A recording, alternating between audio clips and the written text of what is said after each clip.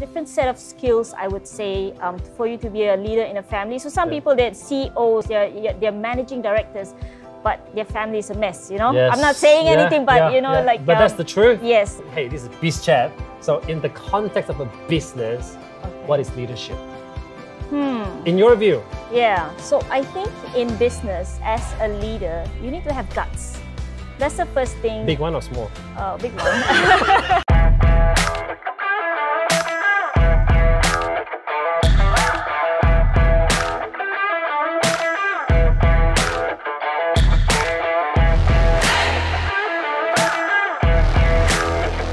What is up, guys? My name is Charles Liu. Welcome to Biz Chat with Charles Liu, where I talk to real business people about real business stuff. But hey, why so serious? In this episode, we talk about leadership and how you can be the best leader you can be. Sitting next to me, Mona Manam, the CEO of Place Borneo. But hey, let her explain to you what she does on a day-to-day basis. Mona, welcome on the show. Thank you for having me here. Yeah, do you want to tell people what you do? Well, I am the CEO of Place Borneo. Sure. I started a company with my mom. And what does Place Borneo do, by the way? we're a professional conference organizer. Sure. And right now we're branching out into PR, integrated PR. So we do PR work as well. And we run music festivals. Sure. So that's the fun part of it. Well, I'm also the current president of Rotary Club of Kuching. Yep. So that's something you're really proud of. Well, yes, in a way. Yeah, it's brilliant. Yeah. I love that. And you're also a brain consultant for a local company. Yes. What does that entail?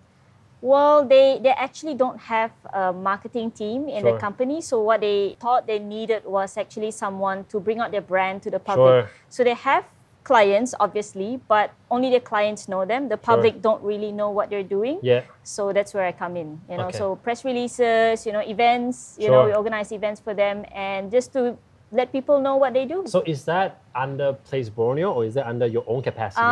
It's actually Mona currently it's currently under my own capacity, but eventually it will come under the company because I need help with organizing events and resources stuff. as things grow. Yep. That's Understand. it. Okay. Brilliant. Now tell us this. What is leadership? In general. That's a tough one.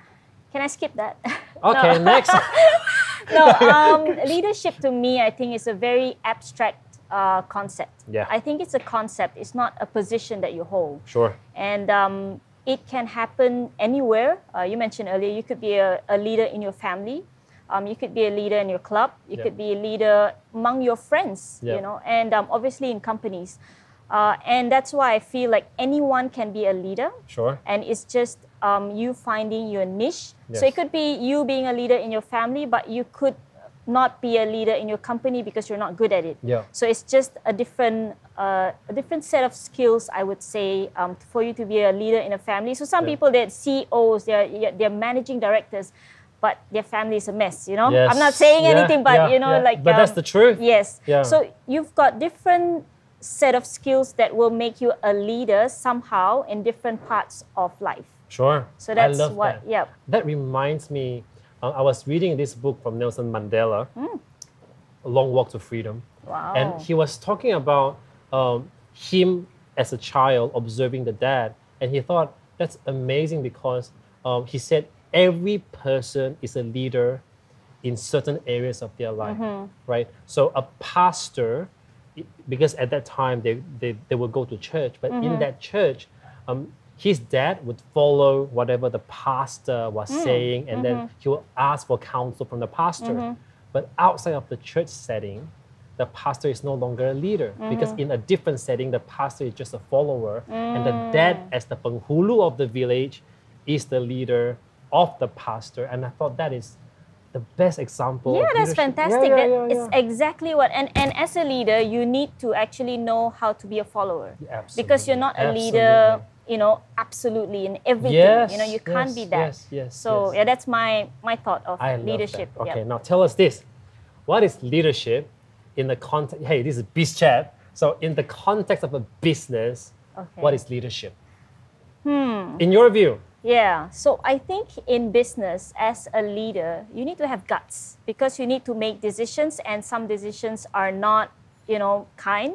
to people. Yeah. That's a perception, you know, Yes. they think that it's not kind to Yes. them, but it's a decision that you have to make. So Sure. you've got to have the guts for it. Okay. So I actually just listened to this song by Paul McCartney yesterday. It's called Fine Line. So the first line, it Oof. says, there is a fine line between recklessness and courage.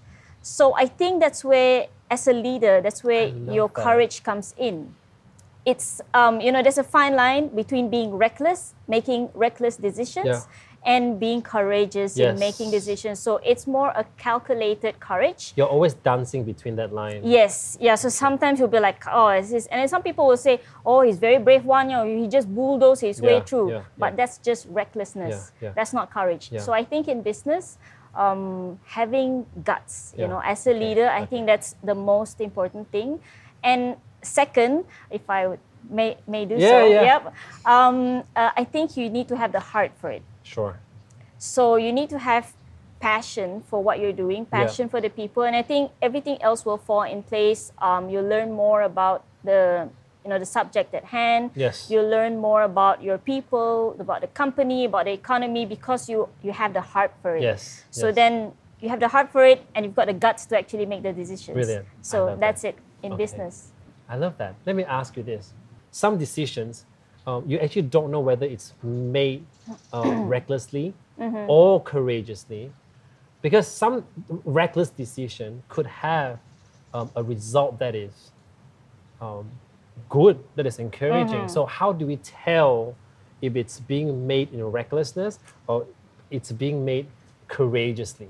I think a good leader, Yeah. you see, they may think that they're doing it in the spur of the moment, you know, like, okay, I want to do this. But because of their experience Yeah. and because of their, I guess they have the skill of observing what's happening around them. Yes. They talk to people and then Yes. they pick up certain things. Yes. So these information actually dictate the decision that they are making. And in fact, those are very calculated decisions already Yes. without them knowing. Yes. So yes. it's actually because not... there's calibration in the Yes, head. yeah. So it's Every- happening, yeah, you know, backstage. You know, it's happening all the while. Instinctive. Yeah. So and then when they make a decision, it looks like they're being reckless, Yeah. but actually all these things have been going on. That's what I'm getting at. You know, Yep. it's like sometimes it may appear to people that why is that decision being made? You Yep. know? But you can't explain your Yes. decision Yep. to everyone every step of the way. Yep. So sometimes it takes. So that's when guts come in as well. You know, Yes. like people may not agree with you, but you gotta stand your ground and Yep. say, this is what's gonna happen. I can't explain everything to you, but this is what's gonna happen now. And hopefully, in time, people will think that's a great decision. Yeah, and even if it's wrong, you gotta stick by it. You know, Absolutely. and you've got the guts to stick by it. Yeah, okay, I made a mistake. Yeah, So what? yeah, You know, yeah, yeah. move ahead. Yeah. Brilliant. Okay. Fantastic, guys. Now, I hope you have learned something just by that first segment. So we'll be back with more later with Mona.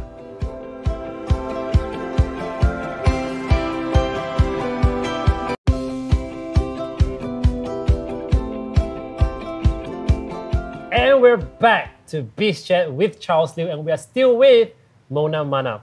Okay. Now, let me ask you this: what leadership skill do you think is the most important, or skills? You know, it doesn't have to be just one, but what skills, in terms of leadership, do you think is the most important? The first one I would think that would be most important would be thinking skills. You see, Thinking skills. Yeah, so we're born with a brain and a working mind, right? So we think that, hey, I was born with this, you know, I can think. I think every day, all the time. But do you actually know how to think? You know, so as a leader, you actually have to learn how to think differently in different situations. Yes. So you've got creative thinking, you've got lateral thinking, you've got parallel thinking, Yes. you've got six thinking hats, you've got, Yeah. you know, all kinds of thinking. Yeah. So I think as a leader, you need to learn how to think and to connect the dots. Yes. So that's where, just now when you asked me about recklessness, so when you actually train yourself to think that way, Yeah. you don't have to think purposely, you know, it's just happening, you know, at the back of your mind. Yeah. And then you're actually connecting the dots while you're sleeping, while you're eating, you know, and then you can make good decisions. Wow. Yeah, Okay. so that's one. Yes. So the second one. It's one. Okay. That's the Okay, first okay, one. Okay. Okay. I think the second one, the most important would be people skills. Ah.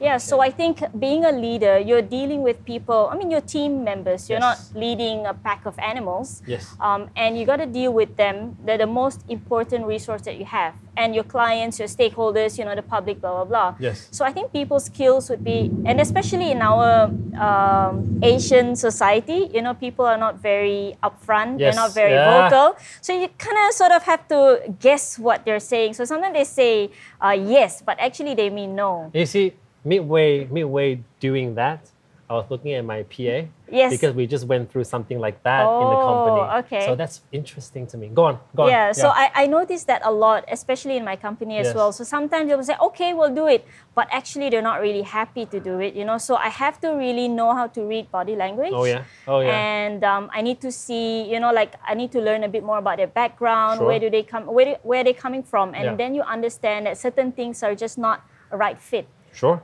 So I think people's skills are something that's really important for you to be a good leader. Okay. So let me ask you this. Like, if you notice that people are not doing things willingly, right, they're just taking instructions and executing, what would you do? I would usually talk to them. How would you start? Well, I'll actually take them out on breakfast, you know, over laksa or something. So it sort of like, you know, soften them up a bit. Lower don't the put it in the office with your table and all that. Yeah, so sit down, you know, laksa, and then make sure they've finished eating already. So they're full, you know, sated. And then you talk to them, say, hey, you know, you seem to have a problem with this, you know, what's up?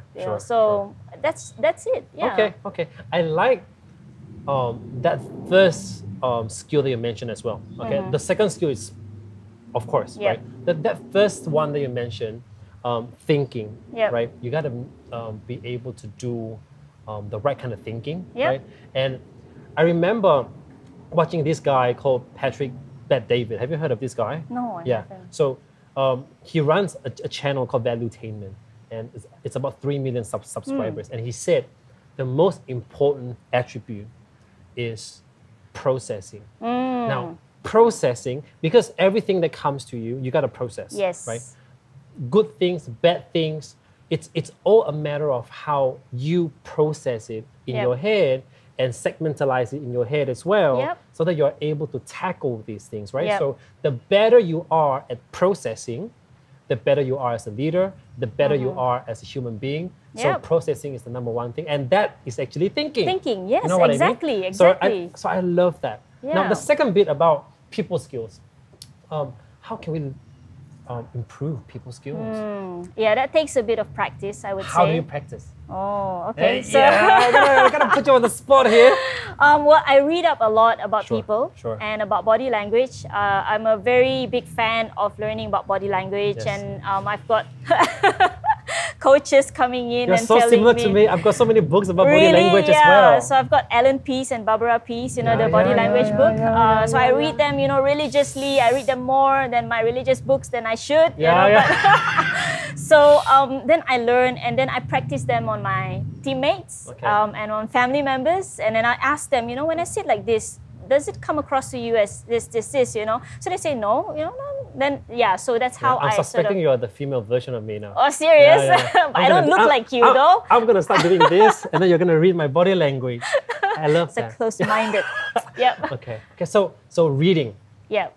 And practicing as well. After reading, practicing, and I guess also start noticing as well, right? Because I think a lot of times you will realize that after you have read, you can't help yourself but notice. You know what I mean? Like as you're talking to someone, it's not a conscious thing that you go and think, what does this person think when he or she says this? But subconsciously, you pick up on these things, right? So if someone talks to you, they're lying back, or if they're like this, right? Or if during an interview, the person goes like this, how do you relax them? Because you know that there is a defensive posture, right? So it comes from reading and then noticing, and then try to implement things as well. And it's great if you actually watch other leaders. So I watch videos and presentations from other leaders, and I try to imitate what they're doing. You know, their tonal, you know, inflections and voice, you know, projection and stuff like that. Do you and body practice? language. I have a dream. No, no, I don't. I have a dream today. No, I don't. That's you. But So yeah, I think that's a great thing, that we Brilliant. agree on that. Yeah. Yeah, fantastic. Guys, I really enjoyed this session, as you can tell, right? So we'll be right back and we'll go to our last segment. We're gonna ask Mona about her experience during the pandemic and how she led as a leader. Okay, we'll be right back.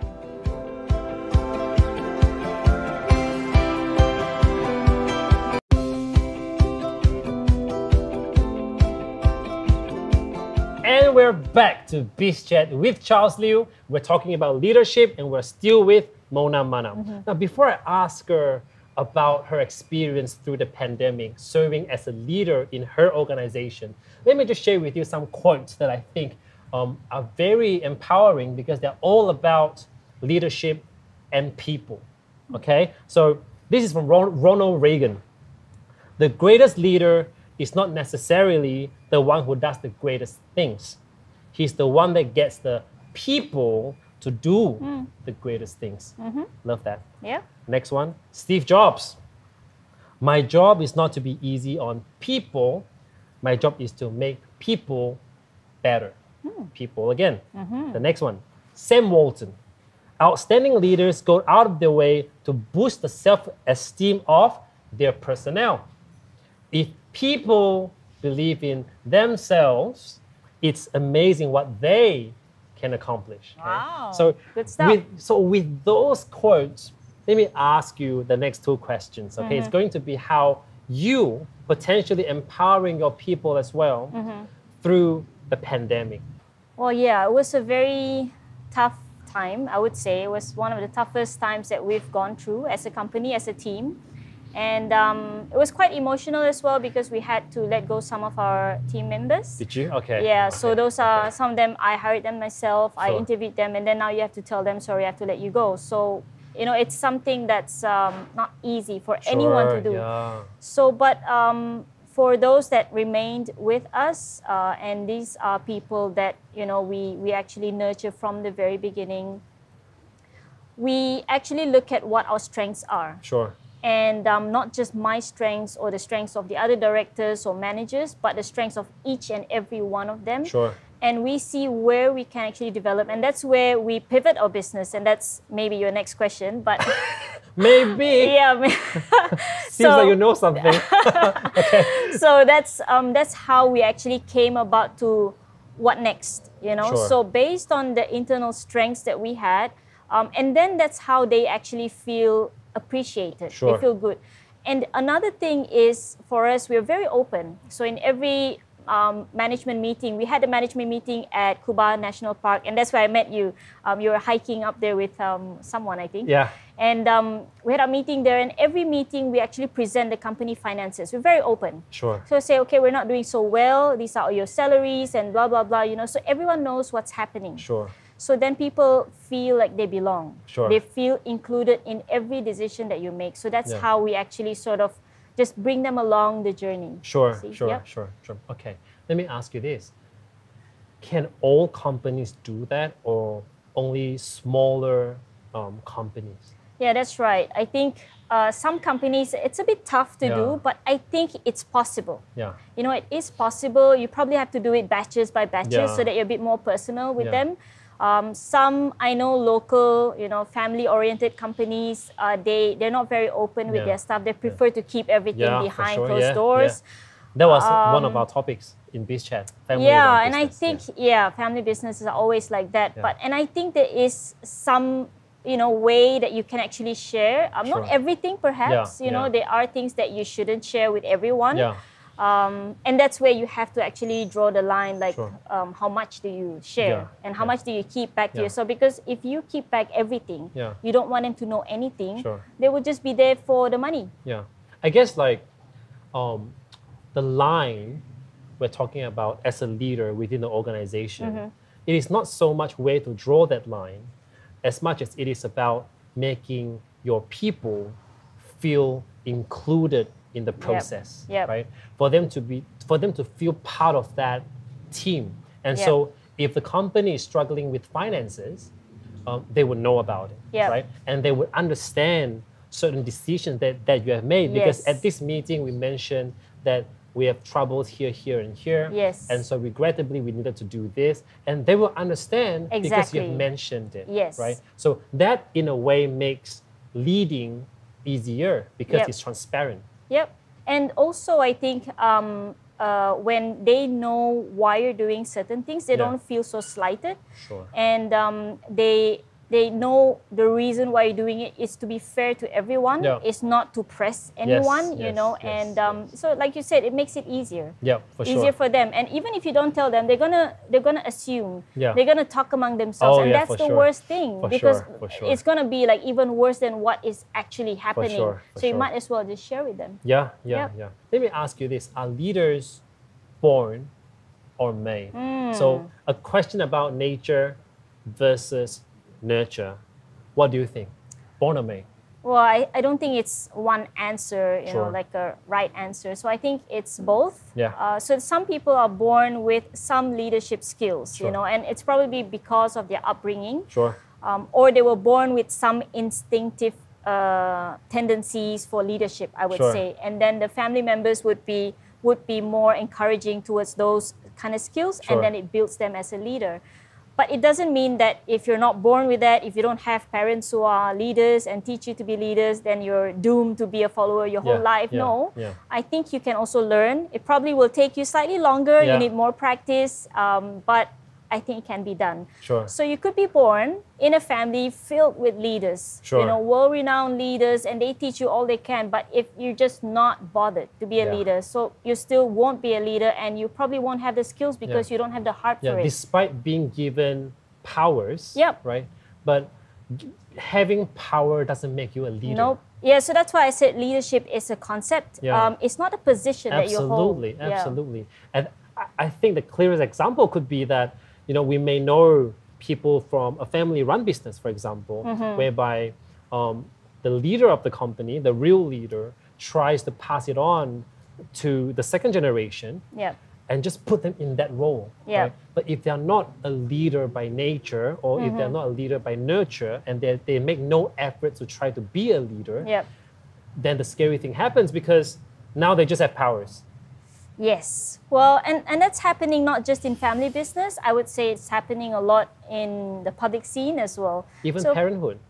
Exactly. Yeah. So I think, and it's not just family members handing it down to their sons or daughters, and it's also sometimes companies putting people because they're performing so well. Yes. So okay, I'm going to make you CEO, but you don't train them. You don't even ask them, do you want to be a CEO? Absolutely. So I Absolutely. think there's a difference there. Yeah. So I think to summarize it, you can be born with leadership qualities, Yep. right?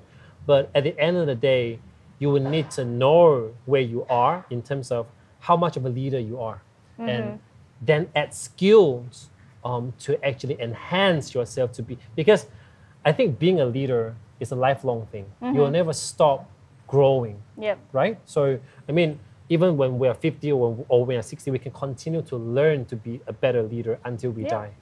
You're leading yourself. Okay. Yeah. So, do you think everyone can be a leader?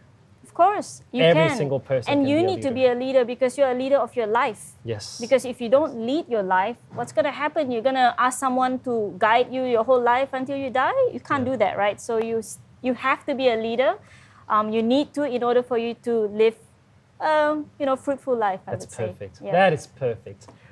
Right, guys. Thank you, Mona, for coming on the show. Thank you really for enjoyed this having chat. me. I think the viewers can see that I really enjoy this, right? So, guys, to sum everything up, being a leader, I feel, is something that we all ought to do. Yes, sure, this is a business show, right? So we're talking about leaders within a business setting. But at the end of the day, it is about the skills. And that skill that you have in one facet of your life that is not business can easily be applicable inside the business, because leadership skills can be implemented all throughout the different facets of your life, okay? So learn to be a better leader today. Until the next episode, it's bye from us for now.